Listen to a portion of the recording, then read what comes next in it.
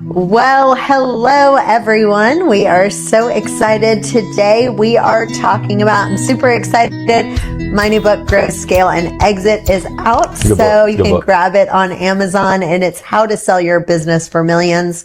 But today we really want to talk about recurring revenue, because I feel like the thing that we've made the biggest impact when we do coaching with people is getting people to do recurring revenue on businesses where they're like, there's no way I'd ever be able to do recurring revenue. This literally just came up. I was at a meeting before I came here, and the guy runs the HVAC business. He said, so much money is to be made inside of the commercial space. And I said, well, then you should be able to set up a reoccurring. Another guy kind of chimed in, hey, you can make a lot of money reoccurring. And I said, why don't you set up a model where you figure out exactly what it costs to service them, and then you charge them a monthly fee, figure out what their budget is, and you can create a service model just like that. And let me say this, because when you're saying it, there's two different things. There's recurring, and then there's reoccurring. Recurring means every month we're doing it. Reoccurring is like a bad rash. It just comes back every once in a while, you know?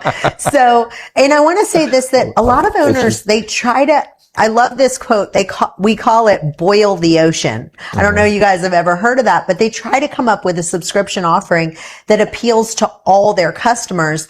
And the truth is that you don't have to do it that way. Like, for example, you could have the carpet cleaning can be just for your hotel customers or just for your commercial people, but you don't have to dilute it, and you don't have to make a subscription model for every person. Right. The first thing we said to him, he's the owner and CEO. We were like, don't take this the wrong way, but you don't look like you own a flower shop. But talk about how he created the recurring revenue for the flower business. Well, what he realized was some of the things that were like, what was it? Like, not schools, but hotels, like 5-star hotels. They all ordered flowers on an ongoing. So once he went back and looked at the books of the company he acquired, he realized he could go in and set them up on reoccurring, and so that they could deliver them, put it on schedule, knew what to deliver, and then had that monthly reoccurring revenue. So that gave him a basis for his business. It also got him to get away from losing waste, right? Because those companies were throwing away a lot of flowers and things like that. So now they knew exactly what to order. So that allowed them to now be able to give them a better economic number as well. There's a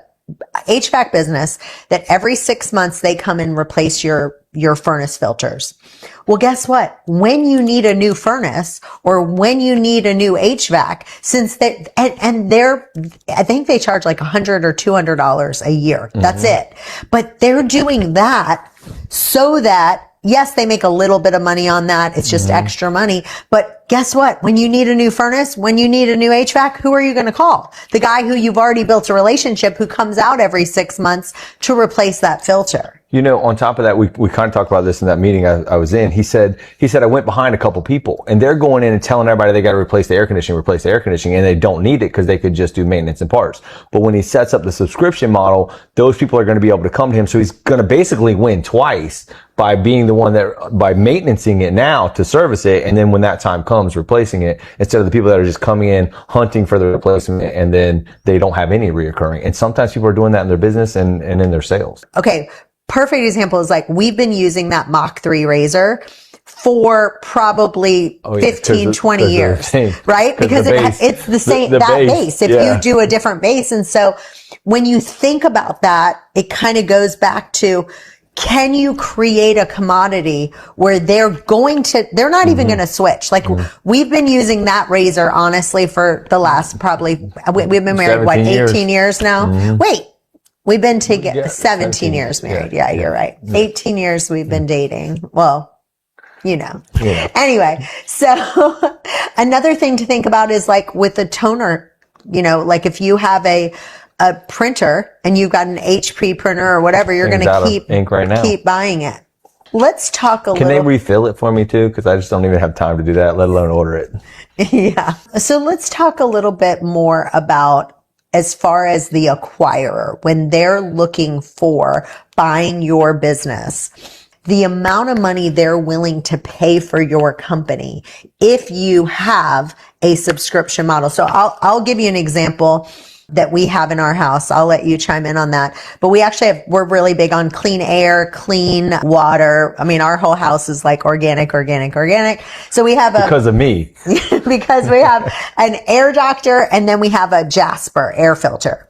I can't even spell those. So the Jasper air filter, I guess when I bought it, I must have pushed a button. I don't even remember doing this, but they automatically send us a new filter every 6 months. It's like tied to our credit card, but the air doctor did not do that. So when we're out of the air doctor, we probably and then we ordered the wrong one, and then we had to send it back, and then order it again. Yes. Like it was like, man, what in the world? But I was thinking about that, like if you can figure out a way that right when the customer gets it, it's automatically on that recurring revenue.